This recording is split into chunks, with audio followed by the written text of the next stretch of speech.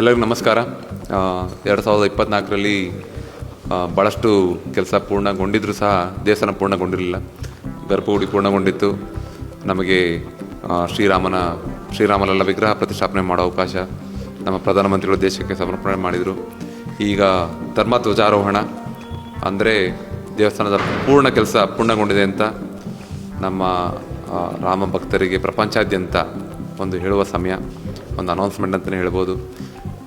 ನಮ್ಮ ಧಾರ್ಮಿಕವಾಗಿ ಈ ಒಂದು ಕೆಲಸವನ್ನು ಮಾಡ್ತಾ ಬರ್ತಾ ಇದ್ದೀವಿ. ಧ್ವಜಾರೋಹಣವನ್ನು ನಾವು ನೋಡ್ಲಿಕ್ಕೆ ಹೋದರೆ ಪೂರಿ ಜಗನ್ನಾಥದಲ್ಲೂ ಸಹ ದಿನನಿತ್ಯ ಒಂದು ಧ್ವಜಾರೋಹಣದ ಕೆಲಸವನ್ನು ಮಾಡ್ತಾ ಇರ್ತಾರೆ. ಆ ನಿಟ್ಟಿನಲ್ಲಿ ಭಾಳ ಒಂದು ಸಂತೋಷದ ಸಮಯ.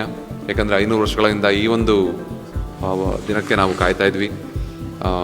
ದೇವಸ್ಥಾನ ಪೂರ್ಣಗೊಂಡಿದೆ ಅನ್ನೋಂಥದ್ದು, ನಂತರ ಪ್ರಧಾನಮಂತ್ರಿಗಳು ಧ್ವಜಾರೋಹಣವನ್ನು ಮಾಡ್ತಾ ಇರೋದು, ದೇಶಕ್ಕೆ ಸಮರ್ಪಣೆ ಮಾಡ್ತಾ ಇರೋದು, ಇವನ್ನೆಲ್ಲ ನೋಡ್ತಾ ಇರುವ ನಾವು ಈಗಿನ ಸಮಯದಲ್ಲಿ ಧನ್ಯರಂತಲೇ ಹೇಳ್ಬೋದು. ನೋಡಿ, ಸಂಪೂರ್ಣ ರಾಮ ಮಂದಿರ ಉದ್ಘಾಟನೆ ಒಂದು ಲೆಕ್ಕದಲ್ಲಿ ನೋಡೋಕೆ ಹೋದರೆ ನಮ್ಮ ಪರಂಪರೆ ಮುಂದುವರೆದು ಬಂದು ಮುಂದೆ ಹೋಗುತ್ತೆ ಅನ್ನೋ ಒಂದು ನಂಬಿಕೆಯ ಸಂಕೇತವಾಗಿದೆ.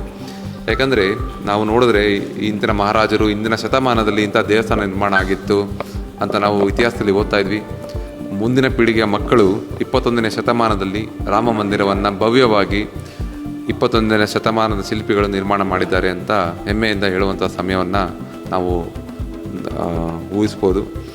ಭಾಳ ಸುಂದರವಾಗಿ ಸಾವಿರಾರು ಶಿಲ್ಪಿಗಳು, ಸಾವಿರಾರು ಜನ ಈ ಒಂದು ಬೃಹತ್ ನಮ್ಮ ಮಂದಿರವನ್ನು ಭಾಳ ಕೆತ್ತೋದು ಮಾತ್ರವಲ್ಲ, ಭಾಳ ಶ್ರದ್ಧೆಯಿಂದ, ಭಾಳ ಪ್ರೀತಿಯಿಂದ ಈ ಒಂದು ಕೆಲಸವನ್ನು ಮಾಡಿದ್ದಾರೆ ಅಂತಲೇ ಹೇಳ್ಬೋದು. ಈ ಒಂದು 4 ವರ್ಷದಲ್ಲಿ ಇಷ್ಟು ದೊಡ್ಡ ಮಂದಿರವನ್ನು ನಿರ್ಮಾಣ ಮಾಡಿದಂತಹ ಪ್ರತಿಯೊಬ್ಬರಿಗೂ ನಾನು ಧನ್ಯವಾದ ತಿಳಿಸ್ತೇನೆ. ಯಾಕಂದರೆ ಅಷ್ಟು ಸಾಮಾನ್ಯವಾದ ವಿಷಯವಲ್ಲ. ಯಾಕಂದರೆ ಇಷ್ಟು ದೊಡ್ಡ ಮಂದಿರ ನಿರ್ಮಾಣ ಮಾಡಲಿಕ್ಕೆ ನಾವು ಇಂದಿನ ಸಮಯದಲ್ಲಿ ಲೆಕ್ಕ ಹಾಕೊಳ್ಳೋಕೆ ಹೋದರೆ 20 ವರ್ಷಗಳಂತ ಜಾಸ್ತಿಯೇ ಬೇಕಾಗತ್ತೆ. ಆದರೆ ಇಲ್ಲಿ 4 ವರ್ಷಗಳಲ್ಲಿ ಪೂರ್ಣಗೊಳಿಸಿದ್ದಾರೆ. ನಾನು ಧನ್ಯವಾದಗಳನ್ನು ತಿಳಿಸ್ತೇನೆ.